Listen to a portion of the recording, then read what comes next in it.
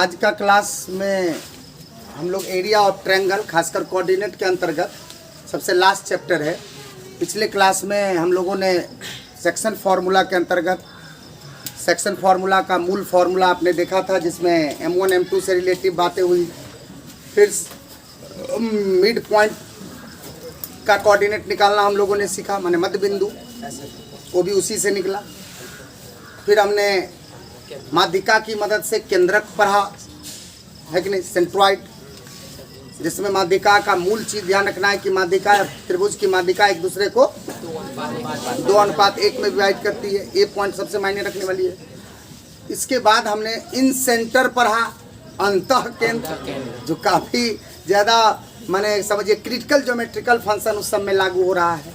हाँ, तो कहीं ना कहीं अगर एक तरह से देखी जाए तो क्रिटिकल ज्योमेट्रिकल फंक्शन लागू होने के कारण से इस चीज़ को हम समझते हैं कि लास्ट में एरिया ऑफ ट्रायंगल की तरफ मेरा ध्यान गया है। कोऑर्डिनेट ज्योमेट्री में त्रिभुज का क्षेत्रफल, देखिए किसी भी त्रिभुज का क्षेत्रफल, पहले हम आपको मौखिक पूरा डिटेल बता देते हैं। किसी भी त्रिभुज का क्षेत्रफल या किसी भी बहुभुज का क्षेत्रफल की बात करें, बहुभुज समझते होंगे। बहुभुज में 3 या 3 से अधिक भुजाओं से घिरे हुए जो क्षेत्र होते हैं उसको हम लोग बहुभुज कहते हैं, पॉलीगन, है कि नहीं। तो इसमें तमाम जो बहुभुज है, त्रिभुज, चतुर्भुज, पंचभुज, षष्ठभुज, सप्तभुज, अष्टभुज, जहाँ तक आपकी इच्छा हो आप ले सकते हैं। उस पॉलीगन के बारे में हम इस बीच में बहुत सारा बात बच्चों को बता दिए कि सभी अंतः कोणों का जोड़ होता है कितना, तो 2 × n-2 समकोण।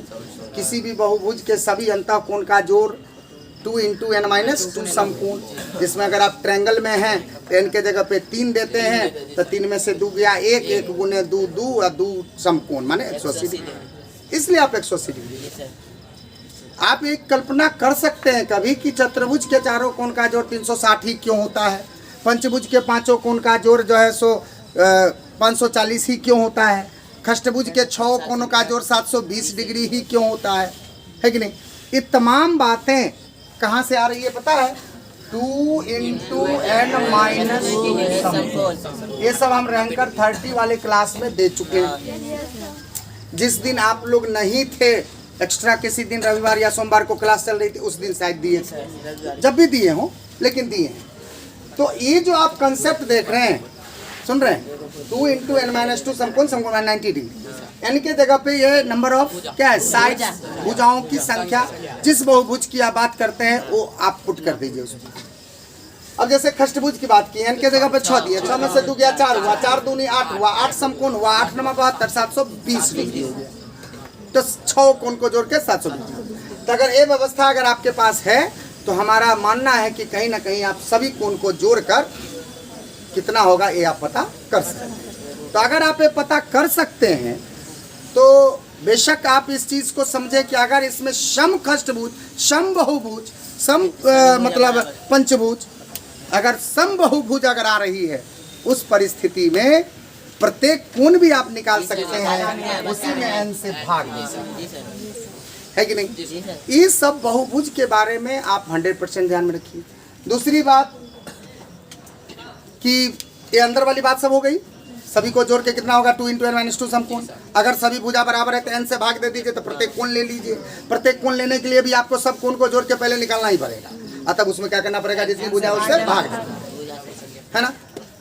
अब बात होती है थोड़ी सी बहिष्कोण की। बहिष्कोण चाहे कोई भी बहुभुज हो, सभी बहिष्य कोणों का जोड़ 360 डिग्री होता है, लेकिन एक चीज ध्यान रखना पड़ेगा आप लोग को, एक ही क्रम में बढ़ाने पर होता है। अगर आप यहाँ से ऐसे बढ़ा रहे हैं, फिर यहाँ से इसको ऐसे बढ़ा रहे हैं, देखिए यहाँ से ऐसे बढ़ा रहे हैं, एक ही क्रम में बढ़ा रहे हैं ना, यहाँ से ऐसे बढ़ा रहे हैं, यहाँ से ऐसे बढ़ा रहे हैं। ये जो भी कोण आप देख रहे हैं 6 गो, 6 कोण को जोड़कर 360 डिग्री ही होता है। ये आपका कांस्टेंट वैल्यू। ये किसी भी बहुभुज की बात करो, चाहे वो चतुर्भुज हो, षष्ठभुज हो, पंचभुज हो, सप्तभुज हो, जो भी हो, सभी बहिष्ठ कोण का जोड़ 360 डिग्री होता है।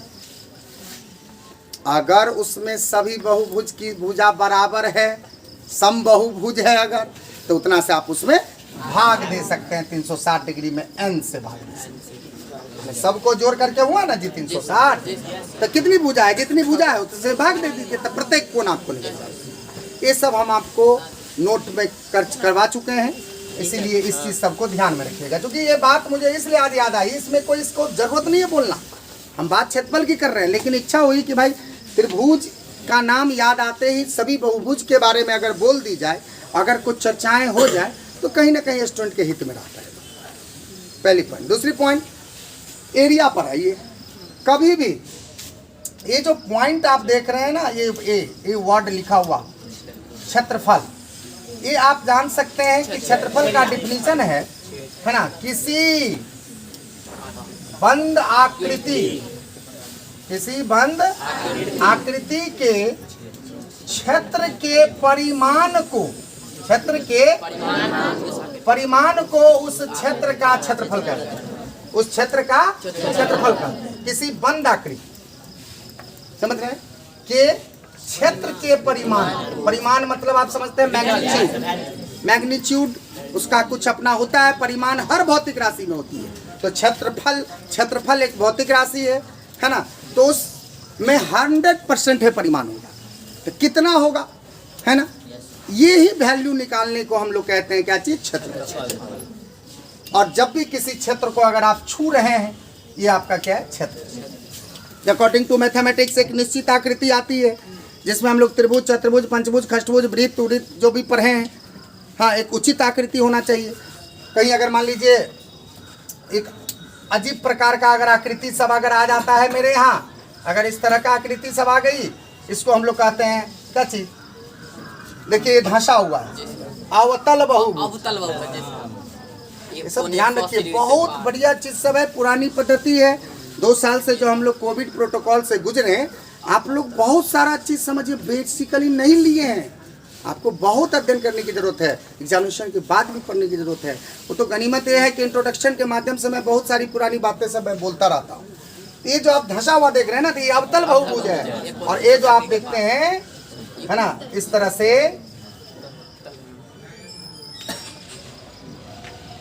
ये सब जो ऐसे देख रहे हैं, ये सब उत्तल बहुभुज, ये उठा हुआ है ना बाहर इसी।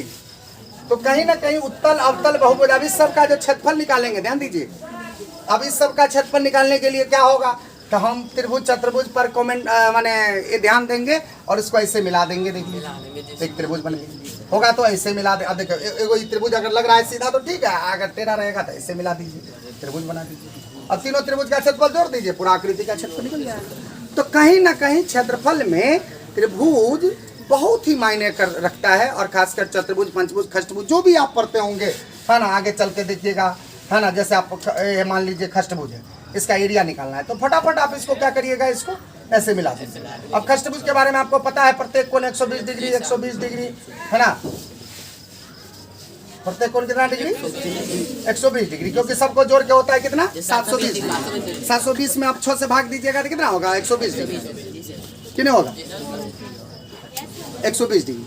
अब 120 डिग्री है तो इस सब भुजा बराबर है, समखष्टभुज है, समखष्टभुज है, सब भुजा क्या है, बराबर है। अब हमको एरिया लेनी है, तो आपको पता होगा ये जो सेंटर है और यहाँ से जो ऐसे आप गुजारे हैं, ये दोनों आपस में क्या होगी, बराबर। कैसे बराबर होगी, क्योंकि ये जो आप एंगल ऐसे आप लंब डाल के अगर आप देखिए, ऐसे लंब डाल के, सुन रहे हैं, तो 100% है कि ये भुजा इसको समविभाजित करेगी, और ये जो 120 डिग्री देख रहे हैं कितना डिग्री हो जाएगी, 60 डिग्री हो जाएगी, और ये भी 60 डिग्री हो जाएगी। और यहाँ पर तो ऑलरेडी 6 गो कोण बन रहा है, और 6 गो कोण बन रहा है, पूरा मिलकर 360 होता है, उसको आप बराबर बराबर में बांट दीजिए। यानी कि सीधा सा बात समझ रहे, 6 त्रिभुज सर्वांगसम हो, सर्वांगसम होगी तो सामने का कोण क्या होगा, बराबर होगा। अब सब भुजा बराबर है तो सामने का कोण बराबर होगा, तो 60-60, इधर भी हो गया 60-60, समविभाजित होती है तो इसीलिए सब कोण अगर 60-60 डिग्री हो जाए तो कहीं ना कहीं त्रिभुज का नाम समबाहु कहना पड़ेगा, और समबाहु कहना पड़ेगा तो समबाहु का क्षेत्रफल आपको याद है, इसमें आराम से तो बस हो गया 6 गुना √3/4 बात समझ रहे हैं। फिर अगर आपको समपंचभुज की बात अगर होती है, समकष्टभुज का तो बड़ी इजीली आप ले लीजिए, समपंचभुज में भी देखिए, जब बात उठाई है तो थोड़ा सा हो ही जाए ढंग से। क्या मिला दें इसे? समपंचभुज में लेते हैं।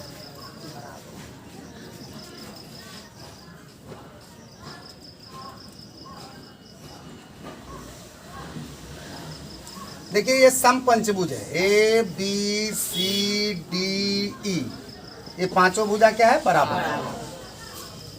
आराम से आप इसको देख सकते हैं।